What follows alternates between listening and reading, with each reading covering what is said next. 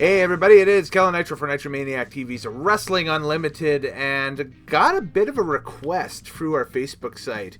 A fellow by the name of Nick messaged me, I want to say about a week or two ago, asking me to review the 6/28/1993 version of WWF Monday Night Raw. And so that's what I have for you guys today. If you guys would like, my DMs and everything are always open. So if you'd like to see a Nitro's take on virtually anything across the board out of these weekly programs and that stuff, let's just keep it to the weekly programs right now because I want to keep the pay-per-views and such, I guess, open to the Retro Nitros takes for, doing over Saudi Arabian event weekends or once per month, like I want to try to get going on these on this channel, I should say.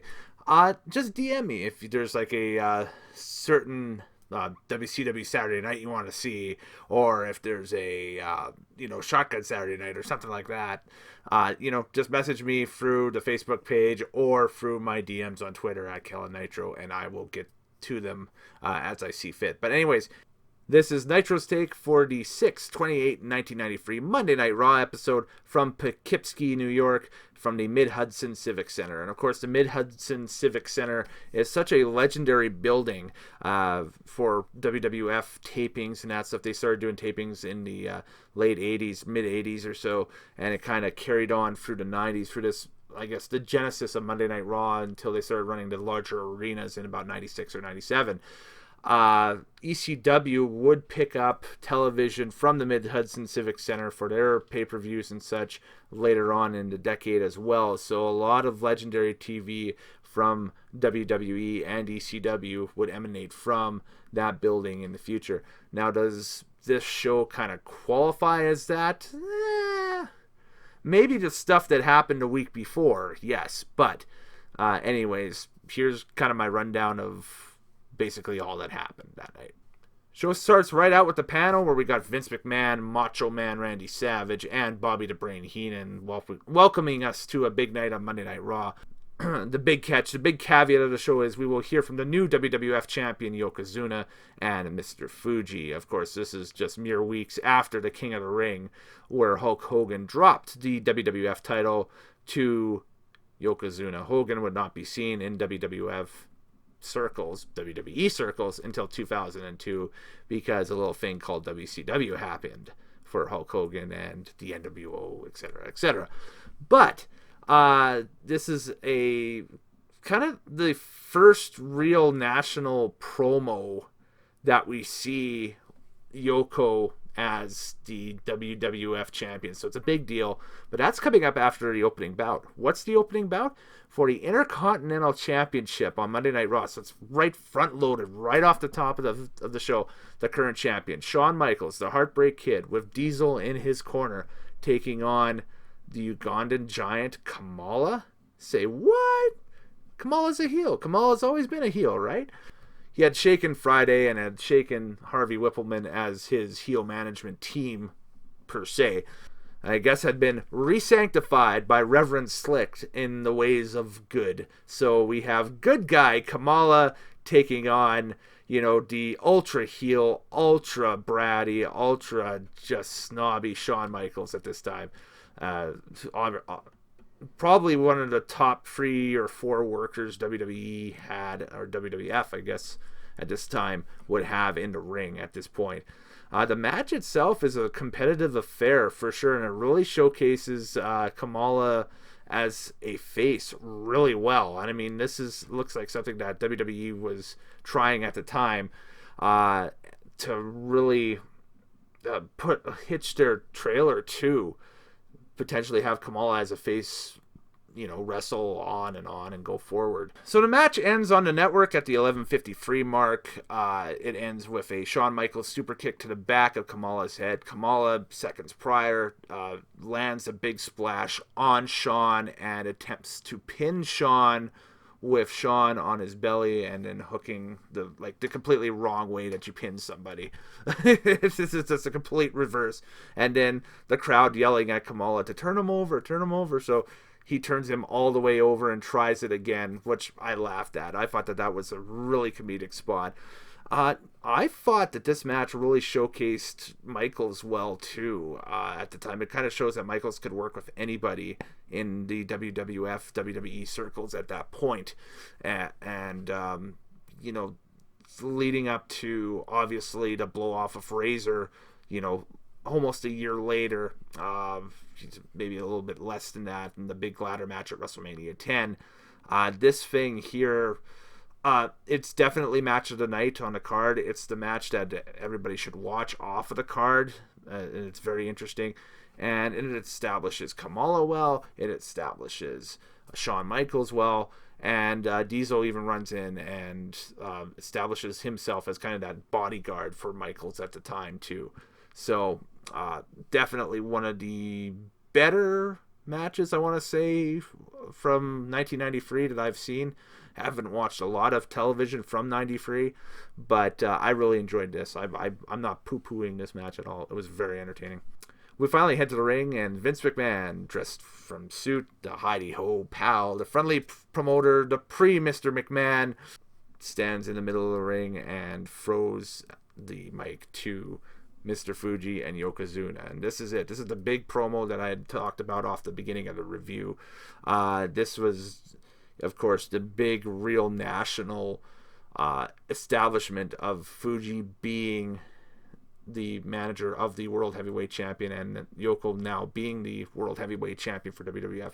And they're pushing a little something called the Stars and Stripes Challenge, which will happen on July 4th, 1993.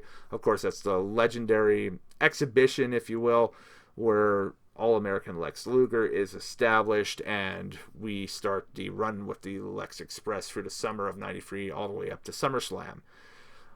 This is kind of the genesis. This show here itself is kind of the genesis of a lot of things that WWE will be doing during the summer of 1993.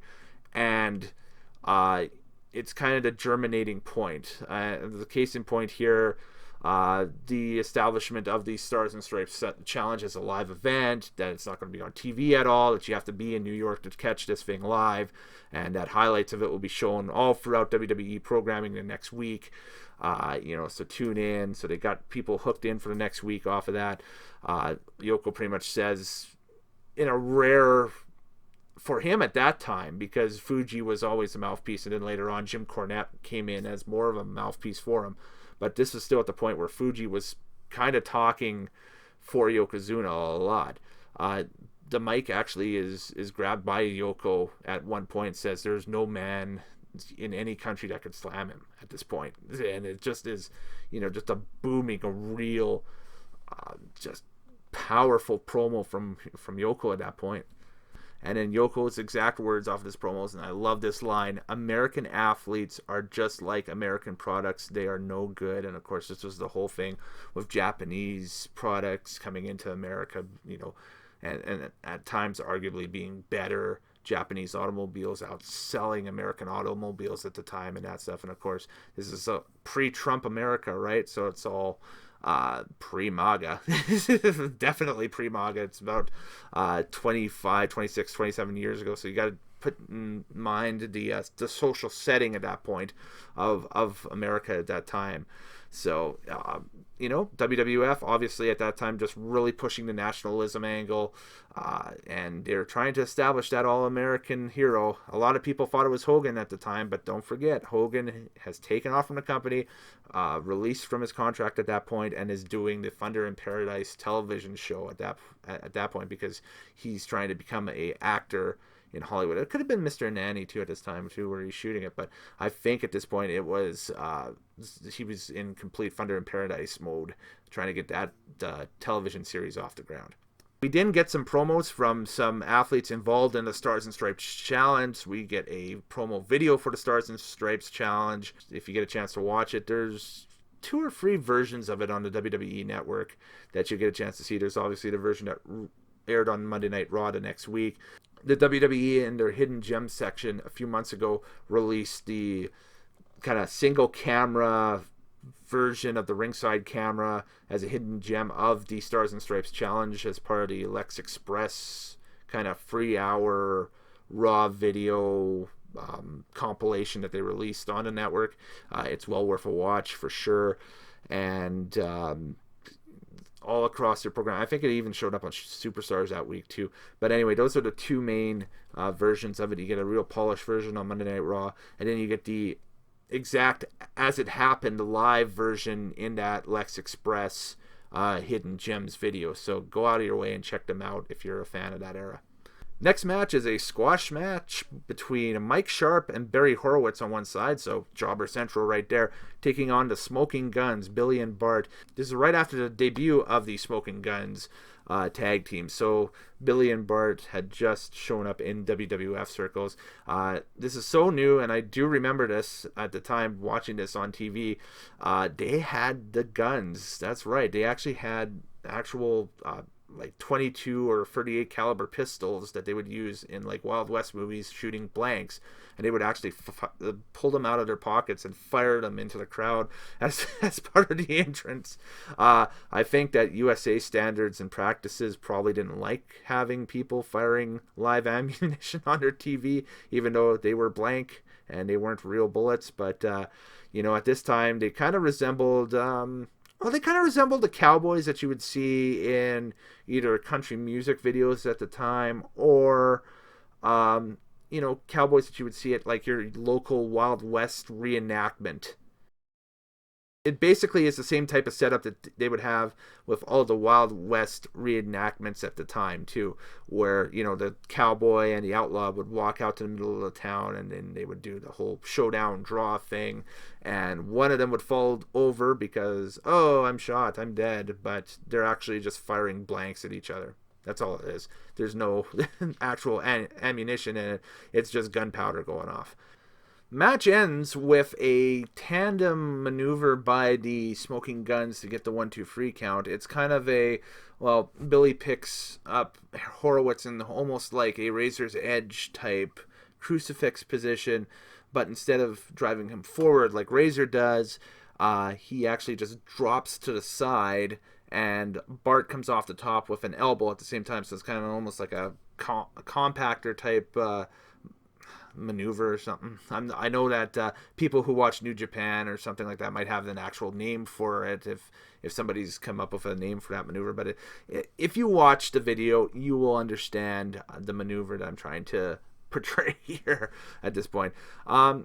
They actually are very underrated just because they grew up in the hokey gimmickry, I guess, of mid-90s WWF as a tag team. I think just because of the Western motif and the back and forth tandem offense, and they were kind of a little bit bland for the time.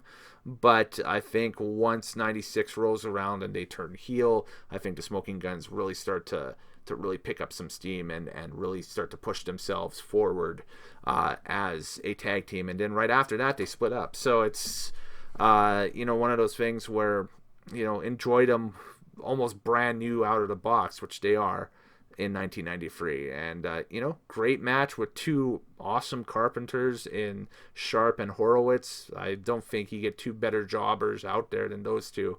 It is what it was, a really showcasey type match for the Smoking Guns, and I think it's cool that they do the full entrance with the pistols going off with the blanks. That's pretty neat. We then get a Lex Luger ICO-PRO ad, which obviously ran on the original broadcast. Yeah, ICO-PRO. Remember ICO-PRO? Everybody should remember ICO-PRO, so there we go. Then another ad plays for Hasbro, and it's for the 1993 edition of the action figures that WWF was selling to kids at the time. Typical names here: Hulk Hogan, Boss Man, Randy Savage, Virgil.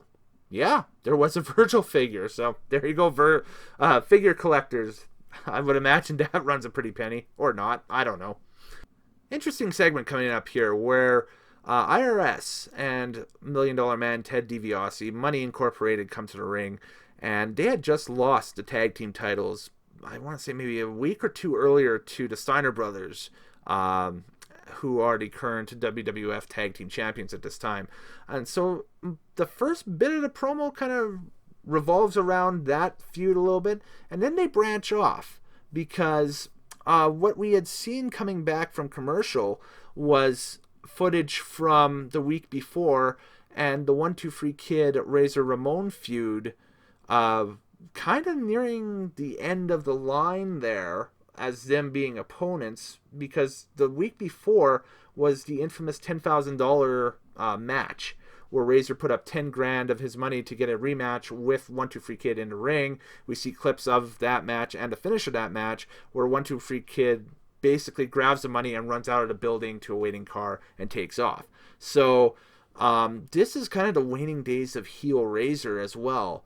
As we can see from this promo, Money Inc. almost single-handedly groups 1-2 Free Kid and Razor Ramon together into what the feud would be in the summer at least, and launches the SummerSlam program between Razor, IRS, 1-2 Free Kid, and Razor Ramon. It's a great bit of television, and it is kind of historic in some ways, and kind of, I don't want to say cringeworthy, but kind of dark in other ways too, because this would be the program where Ted DiBiase started developing the neck issues. And unfortunately, that match with Razor Ramon at SummerSlam 1993 would be one of the last matches Ted DiBiase would have in ring before calling a retirement to his in-ring career, and of course moving into the role as manager for a $1 Million Corporation later on down the line, and so on and so forth. But again, very interesting few minutes of TV. When you get a chance to watch this on the network, check it out. It's about the 27:55 mark. It all begins on the video. It's phenomenal. We get another squash match coming our way here at the 33:40 mark, where Johnny Polo leads Adam Bomb, Brian Clark, to the ring to take on PJ Walker, which is a young Justin Credible. Before the ECW run, obviously, and before his run as Aldo Montoya in WWF, he was PJ Walker, and he was a kid with a bad haircut. But man, he could take some bumps. Typical squash match here. Bomb looks good coming off of whatever. I think it was just to get the character over with the contacts in with the green eyes and the colored tongue and whatever. This, of course, is establishing Clark's character as Adam Bomb. It's completely different from the Night Stalker that we've seen in WCW and Herb Abrams' UWF, for example, in the years previous to this. This arguably is Clark's most well-known character because of the cartooniness and the I guess just the mainstream weirdness of WWF gimmicks in the mid-90s. Remember, wrestling was in a down period at this point. That's what we got. So again, another match where I'm saying this a lot in this review, but it is what it is. And Clark beating PJ Walker in probably about 3 minutes at the most. We then get another ad for the Stars and Stripes Challenge, and then our main event match of the program, Crush taking on Bastion Booger. So Mike Shaw's Bastion Booger character taking on Brian Adams' Crush character. This is 1993 WWF, everybody. A lot of people, and Nick actually brought this up to me when he suggested this for a review for a Nitro's Take. Look at this Raw as one of the worst in Raw history, and that might have been eclipsed, and pushed down a little bit due to just the lack of a better term, piss poor Raws that we've gotten over the past 2 or 3 years, where just absolutely nothing storyline wise has happened and it's just promos. But this here, compared to those Raws, actually does a really good job in pushing the talent that is on that show. And we see from minute 1 on this show a lot of guys getting pushed. Shawn Michaels, Kamala, Money Inc., Razor Ramon and 1-2 Free Kid, Adam Bomb, etc. Just kind of, and the Smoking Guns, of course, with the job guys, and of course this era, a lot of job matches on Raw and everything. And then of course you'd have maybe 2 matches. We're lucky with this card that we get even 2 matches with established stars going one-on-one with each other to open, and then a main event with 2 established stars with Booger and Crush going at it. So anyway, this match here, again, another thing where trying to showcase just the weird, gross heel tactics of Bastion Booger, of Mike Shaw in the ring. And then you get a chance to watch Crush, and the whole storyline is, can Crush power slam or body slam Bastion Booger? So they're playing off of the Andre the Giant versus Hogan, Earthquake versus Hogan storyline. So the match itself pretty much runs about 7 minutes or so, but the finish here, Crush slams Booger not once, not twice, but 3 times to get the 1-2 free count in front of the sellout crowd. And the pop actually is really good, and it really translates well on TV. I should mention too that throughout these matches, Vince McMahon keeps pumping the celebrities that are lined up for the Stars and Stripes challenge. So, you know, the returning Bill Fralick, who was involved in WrestleMania 2. I think the name Peter Taglianetti shows up. He's a former Pittsburgh Penguin hockey player, and so on and so forth. The next segment actually has Macho Man Randy Savage at Giant Stadium, the old Giant Stadium in the Meadowlands in New Jersey, cutting a promo at center field, pretty much saying that one of the New York Giants is going to slam Yokozuna and collect the bounty, the pickup truck, you name it, for the Stars and Stripes challenge. So, you know, they're building towards this thing on July 4th. The problem, of course, for all of us is, unless we're in the New York area, we're not seeing it until Monday Night Raw the next week. So it's a strange, kind of weird dichotomy, but that's how they were building it. We didn't get ads for Slim Jim and the Royal Rumble game on the Super NES.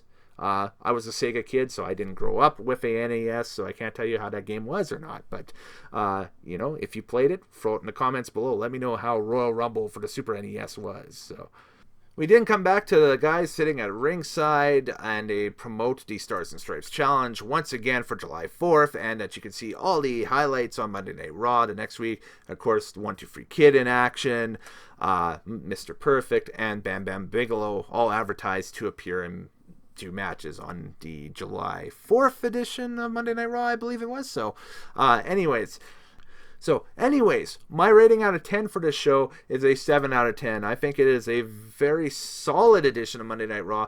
I disagree with those who say that it is one of the worst Raws in Monday Night Raw history. I think it's been eclipsed over the past few years with some of the stuff that we've watched on 2017, 2018, 2019 WWE TV, where it seems like there's no direction and the shows are too long, etc., and going forward. And a lot of the Raws from the 2009, 2010, 2011 era are pretty bad as well. So this, at least, you get about 3 or 4 matches. You get a quality Intercontinental title match between Michaels and Kamala.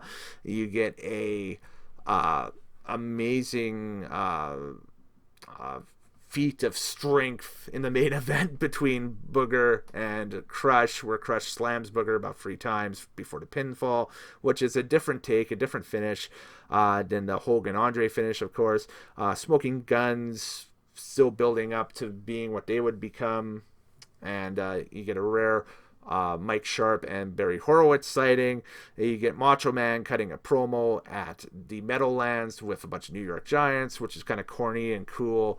And of course, you get to hear Yokozuna talk, which is a rarity at this time because he rarely, if ever, spoke English.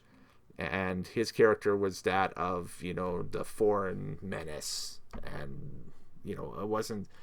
We found out later he was Samoan, but it was the Japanese threat coming to North America, right? So, but anyways, thank you very much, Nick, for the request. And as I said off the top of the video, if you would like for me to, I guess, give my take or maybe a review a show from this era, one of the weekly shows or something, give me a private message or get me on Twitter at Kellen Nitro and let me know. Anything basically on the WWE network would work great, because these hour-long shows are fun to watch. You can blow through them fairly quick, and they got a lot of them now up on the network with the additions of World Championship Wrestling, Monday Night Raws from this era, etc., and going forward off of that. So, anyways, later days, happy wrestling watching, folks. I'm Kellen Nitro. We'll see you next time on Nitromaniac TV's Wrestling Unlimited. Take care, and yeah, talk to you later.